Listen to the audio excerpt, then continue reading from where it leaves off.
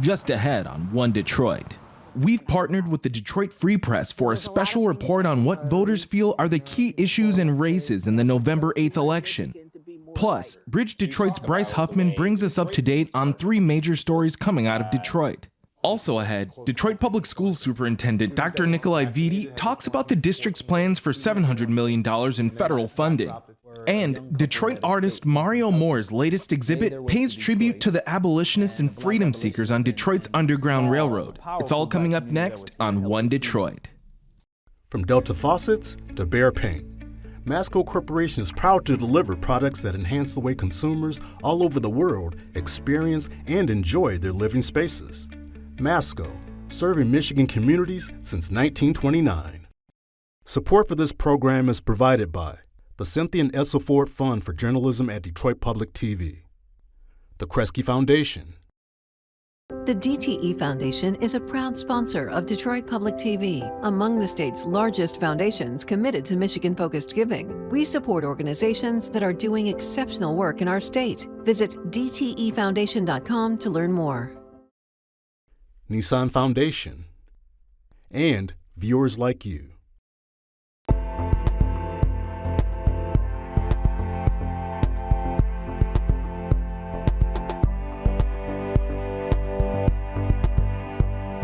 Just ahead on this week's One Detroit. We'll take a closer look at some recent headlines coming out of Detroit.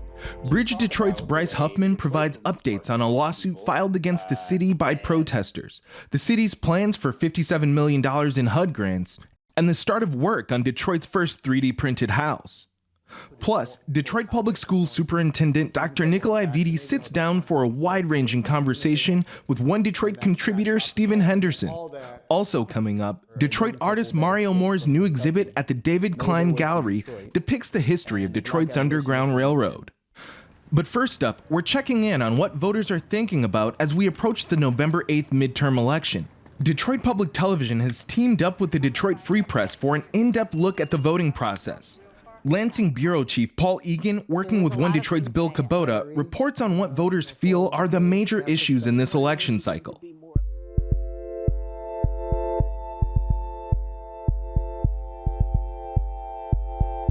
Do you normally vote Republican or? I normally vote for whatever candidate I think is best to be voted for at the time. Okay. Like Donald Trump, for example, did you vote for him? Yes, I did vote for Donald Trump. But I voted him mostly because of his economic policies. There was a lot of things that I object about both candidates. You almost had to vote for the lesser of two evils. Sure. And how do you feel about, the economy today, I guess, since President Biden took office? I am not exactly happy with the way the economy is going right now, which is pretty much mainstream for the rest of us. What are your thoughts as you look forward to the election in November? Well, I've got some fairly deep concerns, and most of my concerns are centered, in my opinion, the epicenter of all this stuff has to be the economy. Being a retiree and, 401k, assets, benefits, those kinds of things, we work on limited amount of cash, and to see it plummet, and we're downward 25% this year. And I think it probably all started with the pullout of Afghanistan and what's coming back to bite the United States today. About $500 billion of assets were left there and now being used against, and those could have been transported or shipped potentially to Ukraine, which we support. My wife and I and family, love to hopefully that all works out well for those kinds of people. What do you like and maybe not like about Governor Whitmer? Governor Whitmer, I think, probably did the best that she thought she could do during the pandemic and during her stretch as governor.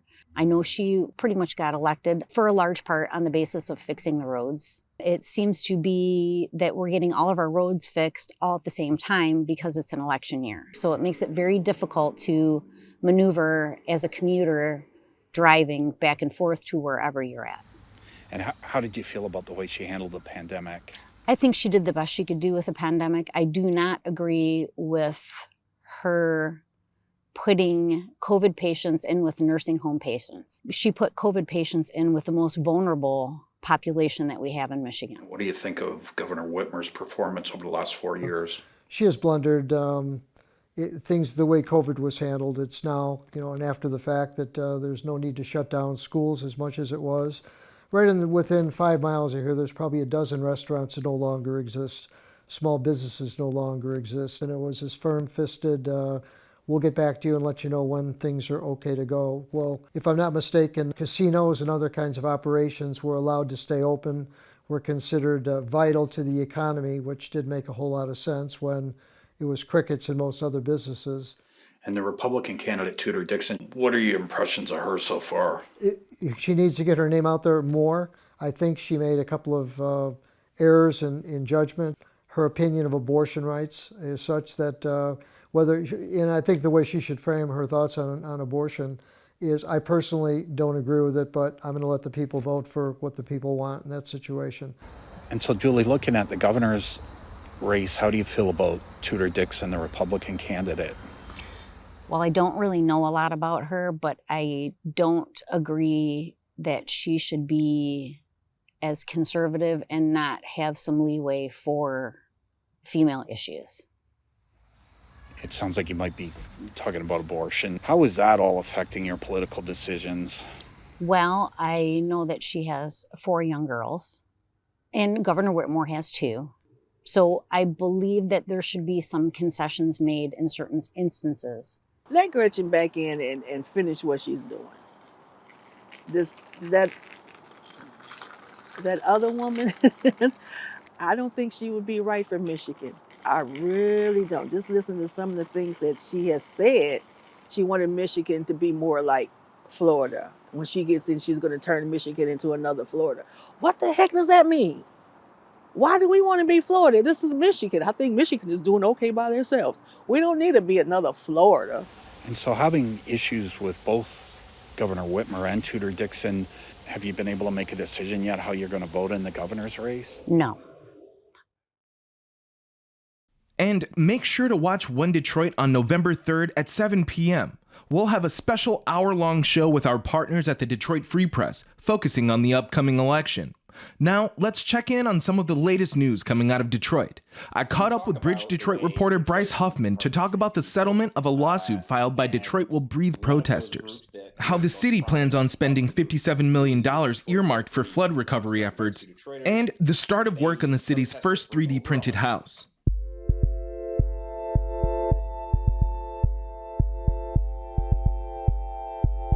Today, Bryce, you're joining me to kind of give us a little bit of an update on what you've been working on over at BridgeDetroit. And one of the things that I thought we could start with was where we are with the BLM, the Black Lives Matter, and the Detroit Police Department. There's a lawsuit going on. So if you could just real quick bring us up to speed on what happened, how we got to this point, and where we're at now. Yeah, so first, thanks for having me on, Will. It's always a pleasure. Back in 2020, after George Floyd was killed by a Minneapolis police officer, Detroit was one of the cities, like many across the country and across the globe, actually, that protested the way police treat people, particularly Black people. So in Detroit, there were a series of protests and different groups that came together to talk about the way the Detroit Police Department treats people. And one of those groups that was the most prominent of the groups really was Detroit Will Breathe, started by 2 Detroiters. They protested for over 100 straight days in 2020. And during those protests, police officers, Detroit police officers, I should specify, were pretty terrible to them. According to, videos and court documents, they were pepper sprayed, they were hit with rubber bullets, they were beaten, all sorts of terrible things. And a lot of this was happening, with people's phones and cameras getting footage of the action. There's actually a photo of Nikia Wallace, who's one of the founders of Detroit Will Breathe, being placed in what is now an illegal chokehold. So the groups sued the city and the police department. And back in, I want to say it was June, the city actually made an offer to say, hey, we'll admit wrongdoing if we can kind of just resolve these cases now and not have officers take the stand and testify. So they officially gave that offer to the protest groups in July. The offer was over $1 million to Detroit Will Breathe and other plaintiffs, basically who were all involved in these protests and who faced police brutality at the hands of Detroit police. And the protesters recently just accepted that offer. Next up is the $57.6 million that the city of Detroit has to address the flooding issues in the city. So with this, where's the money coming from? What's it going to be used for? Just give us a little background on that. We had what people were calling an 1,000-year flood. Basically, we got hit with so much rainwater in such a quick time that many areas of the city experienced just massive flooding. There's a famous photo of cars on the freeway and a kid kind of playing next to it, and it looks like cars are floating in a river. But lots of different parts of the city experienced flooding. Lots of Detroiters faced thousands and thousands of dollars of damage to their homes and their property. So obviously people want a resolution to that. So the city got $57.6 million from the U.S. Department of Housing and Urban Development back, I believe, in March or April. And the whole idea was get Detroit this money to help them not only fix the issues that this flood caused, but also to figure out ways to prevent it from happening again. Finally, something, I guess, a little more positive. You know, they're doing work on the sewer systems. That's good. But one of the stories that you just recently wrote about was the fact that Detroit is going to be getting Michigan's first 3D printed home. So this to me is very exciting. Where's the home going? Who's behind the project? The home is actually going to be going in the Island View neighborhood, southeast side of the city again, not all too far from Jefferson Chalmers. And right now they are printing the walls inside of, they being Citizen Robotics. Why Detroit, and what is the impact? What, it's one 3D printed home, which is great, but what does that mean? Is there investment dollars coming behind it? Is it just a proof of concept? Is it the beginning of a larger neighborhood? Just give us some more insight into that. Yeah, so Tom Woodman, the executive director at Citizen Robotics, actually said that one of the reasons Detroit was one of the first cities he really wanted to build one of these homes in was because there is such a need for affordable housing in the city, but also there's a lot of vacant land. I think there's something like 19 square miles of vacant land in the city.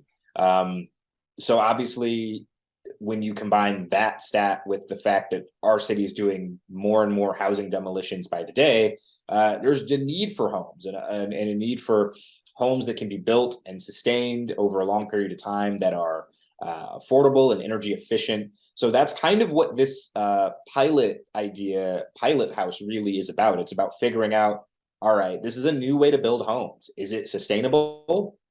Is it really going to be cheaper in the long run than conventional construction? Is it going to be more energy efficient in the long term? What sorts of home repair projects would have to go into these style of homes as opposed to the more traditional housing stock in the city? So those are all things that are being figured out right now. Turning now to our exclusive interview with Detroit Public Schools Community District Superintendent, Dr. Nikolai Vitti. One Detroit contributor, Stephen Henderson, sat down with Dr. Vitti at the school at Marygrove for a live town hall on the current state of the district. They talked about the impact of the COVID pandemic on student achievement, an unprecedented $700 million in federal funding, and what lies ahead for students and staff.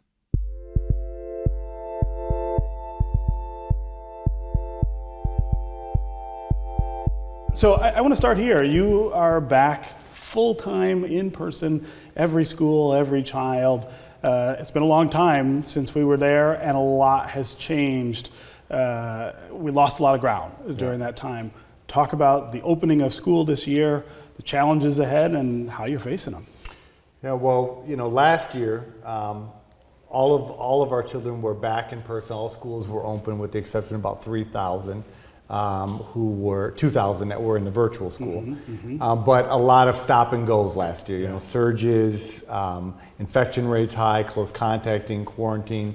So although we were back last year, it just didn't feel normal. Yeah. We were managing COVID. I would say 80% of my job, and probably teachers, principals, just heavy on COVID. This year when we opened, we've been open now for about over 20 days, it just feels a lot better. It feels more normal. We're still dealing with the challenges or lingering challenges of the pandemic, but it feels better. It feels more normal. And I think that there's an energy, a positive energy of just now seeing some momentum and a clear pathway forward to just get back to the student achievement work. Yeah. We lost ground here in Detroit. Well, that doesn't make us unique because most school districts had a hard time with it. But things visit on our kids, our families, our community really differently than other places. Talk about some of the things that happened that really you have to focus on and maybe have you concerned still as we go forward. Well, when you look at just running the district and what are the challenges that we're facing. So one, enrollment. So we lost about 3,000 students when you look at where we were when the pandemic hit. March 2020, we are at the highest level of our enrollment. First time we saw an increase in 2 decades at about 51,000. We just turned the corner on count. It looks like we are now down maybe 2,000 to 1,500 compared to our peak before the pandemic. So enrollment. Other issue is just disrupting the normal flow of attendance. Just last year, I'm over with online learning, devices, parents feeling comfortable, young children not going to school, not being comfortable online. A lot of disruption to coming to school on a day-to-day basis. So last year, even though we were in person, 80% of our students missed 18 or more days. Wow. And so just sort of the regularity of coming to school every day was highly disrupted. The surges, online learning, but also just close contact and quarantine. Students that weren't vaccinated had to quarantine for 14 days, even if they weren't sick. Right. And then that got dropped to 10, and then all that negatively impacts student achievement. I want to talk about the $700 million that is coming in through ARPA to help with infrastructure in the schools principally. I've covered schools for a long time in the city. I don't know that we've had many bond issues that have brought us more money at one time to do that. So talk about what you want to do and why it will matter to kids every day. Well, I think the biggest impact for children and staff will be air conditioning. Right now only about 20% of our schools have air conditioning, and people will say, oh, well, I went to school, we didn't have air conditioning.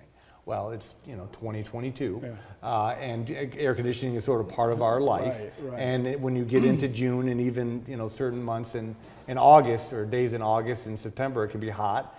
We have to close schools or go half days, and it gets uncomfortable when it gets warm. So that's a significant difference. But going back to neighborhood schools, investing in a brand new Pershing building, brand new Cody, building a new building in Southwest Detroit with probably an arts focus to feed into Detroit School of the Arts. So on a day-to-day basis, just buildings that are not going to disrupt learning around just better HVAC systems, better roofs and sort of mundane day-to-day things that can be highly disruptive to learning. But beyond that, innovative in some new school buildings, especially to preserve some neighborhood schools. Yeah, I want to talk just a little about the future, right? Things are getting back to normal. What are your expectations, or what would you tell a parent their expectations should be for how quickly we recover from everything that's happened over the last 3 years? Well, I think that there'll be long-lasting negative impacts of the pandemic. Yeah. I mean, I think I'm dealing with it. It was not easy managing the district during the pandemic. Sure. And that affected our teachers, our principals, our parents who lost loved ones, our children. So there is no magic wand to say, we have to live with that history. But I am confident, and I would tell any parent this, is that by the end of this academic year, if you send your child to school consistently, we're going to not only show a years of growth, but probably 2 years of growth, and be even closer to being at and above grade level performers. Yeah. I know it's not a matter of I wish, I hope. In 1819, we did it. We moved the needle academically. Right. And I know we can, it's not about doing things radically different. It's just going back to the work that we were doing. And I think adding and filling some gaps that we had around mental health and some broader holistic approaches to supporting families, which I think we're doing a lot better as a district. So the average parent needs to know that at the end of this year, we're going to see improvement in student achievement. We just need parents to do their part by sending their children to school on a day-to-day basis. And you can see Stephen's entire interview with Dr. Vitti on the One Detroit Facebook page. And finally, One Detroit Arts and Culture host Satori Shakur visited the David Klein Gallery in Detroit to talk with local artist Mario Moore about his new exhibition titled Midnight in Canaan. He explained how the stories about Detroit's historic Underground Railroad inspired him to create this series of hyper-realistic paintings.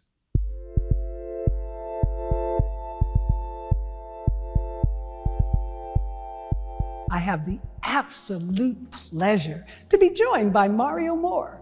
Mario, thank you for joining us here. Well, I'm glad to be here. So what inspired this exhibition, Midnight in Canaan? So it was actually stumbling upon a book at my museum exhibition. And I found this book called A Fluid Frontier. And it was about the Detroit and Canadian borderland. What really caught my attention was a story about the Blackburns. And the Blackburns were a young couple that escaped from Kentucky, made their way to Detroit, and the Black abolitionists and the small but powerful Black community that was here helped to free them to get to Canada. So it really ignited in me an idea that helped me figure out, where does Detroit's Black militancy come from?